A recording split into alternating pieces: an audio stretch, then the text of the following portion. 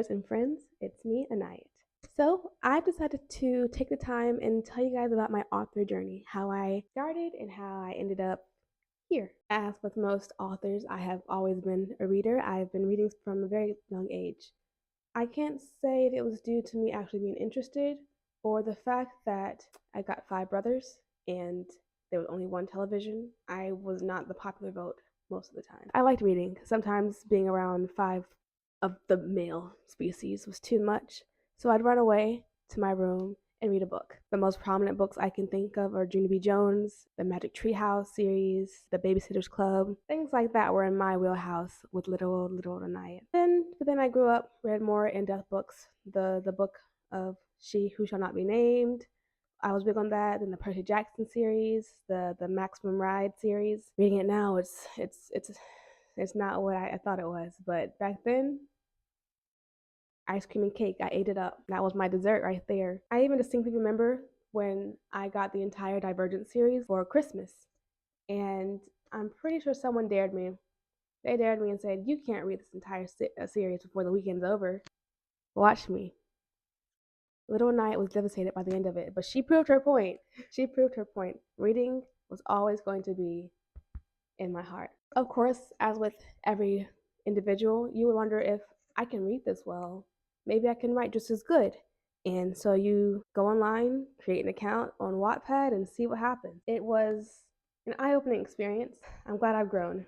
I am so glad I've grown. But I did have a book that got number 3 in its category. I will not say what book. It's not even up on my page anymore. If you even look at this page, it's gone, so you won't even see it. It was a lot. All the reading that I was doing was a lot. 15-year-old me shouldn't have been up there, but it's whatever. It's whatever. In fact, 16-year-old them shouldn't have been writing it, but that's besides the point. That's besides the point. I was reading, I was writing.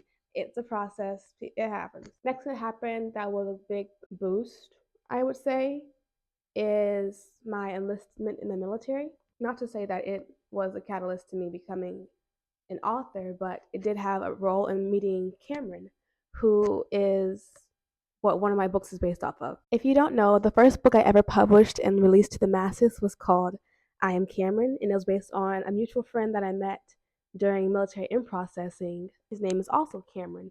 That's all I'm going to divulge about that. He was joining the Air Force, and we were doing the maps like, why do you guys join the military? What are you guys doing? Full time, part time, things like that. And then people like telling like, I came to the military for schooling. I came here to help my family. It's the only option left for me now. Things like that. And hearing the stories was very motivational, seeing how people come from different aspects of life to join the military to get that second chance they didn't think they ever have. And Karen's story was very, very moving. By the end of the night, I asked him, hey, can I write this? And he said, sure. Yeah, that's no problem. Full steam ahead. And so I spent the entire time of basic training on my fire guard watches, late at night, in church, just writing and continue writing, whether it was letters to my family, whether it was this story, whether it was the other story that just couldn't escape my mind at the time. I was writing. And by the time I got out of basic training, it was done. It was 2 months of PT, steady meals, writing, and no cell phone. No phone at all. That's how I knew I could go forever without my phone, as I'm using it to record right now. Anyways, but then I decided, hey, let me send this out to a publisher, and it got accepted. I was like, little old me got accepted by a publisher first try. Yes, it was in fact too good to be true. I can't remember the actual name of the agency, but they said, oh, pay us 16. Oh, I think it was $26,000, not 26,000, $2,600 to publish your book, and we'll get it out there. It was in fact a Vanity Press, and what I was 17, 18 at the time, so I didn't know any better, and I wasn't at the age where research was a priority. So I was like, yeah, sign the contract, and then I've been ghosting them ever since. I'm pretty sure I still get emails from them. That's none of my business, though.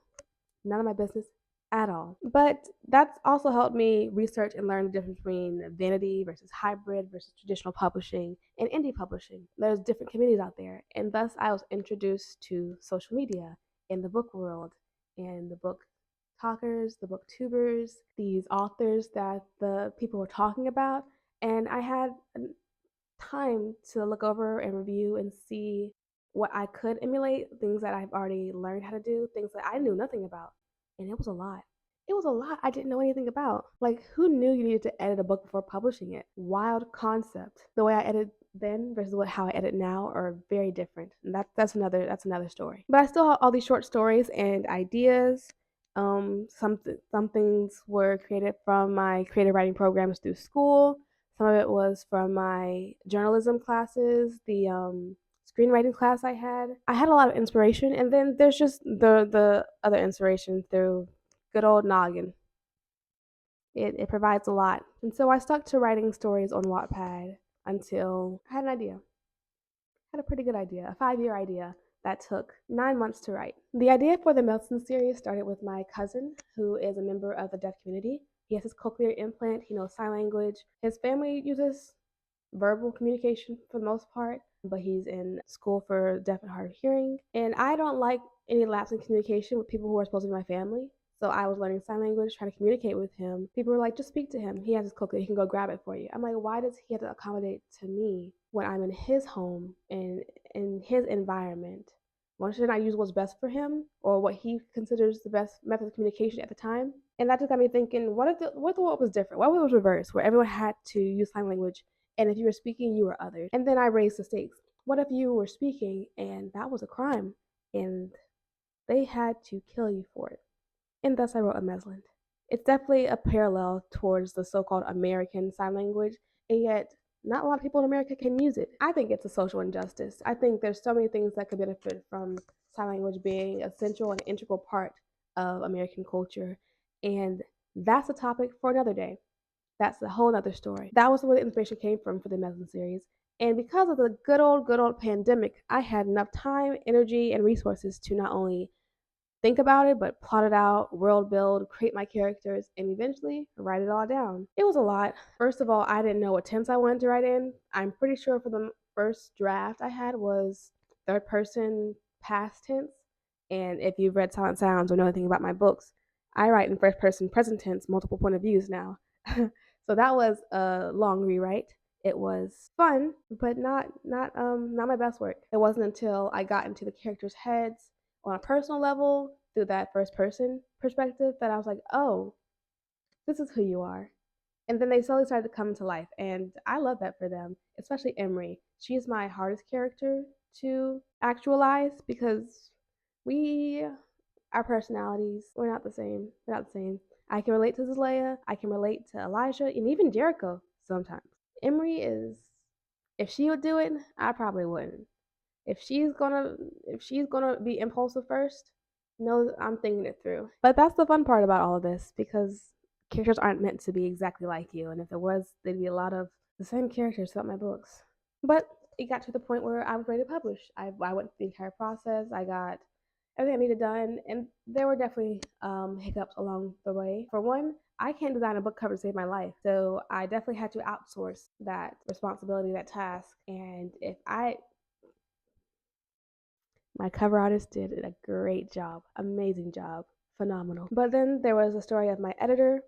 The first one I had, her editing was good. She was recommended to me by someone else. Her communication is where I wasn't on the same page. We weren't on the same page. And let's say I mentioned this to her, and then she said she would drop me because she did not feel comfortable with my calling her out. But I'm not too mad about it. I am a little mad about the deposit she kept because it was non-refundable. But let me not do that. Let me not do that. That's a story for another day. But I switched editors and I eventually had the marketing. I had finally gotten a TikTok account, so I was marketing over there, Instagram, and you guys showed up and I loved it. And that's the story of how on November 11th, 2022, I became a published author. And I've been writing ever since. Book 2 in the series, Whispering Waters, Vocal Vices, Heed. Yeah, I had to look at the wall to make sure I had all my titles up there. And some more projects that I either did an anthology piece for, the ones I've submitted I can't really talk about just yet, or the 32 other books that I have in my Wattpad list, an idea list that I have to plot out, write, publish, and make you all cry about. But that's a story for another day. I really hope you enjoyed this video. Please like and subscribe if you found it entertaining, found it fun, informative, and leave a comment. Tell me something that you didn't know about being an author, something you really are curious about. All right, have a good day. Bye.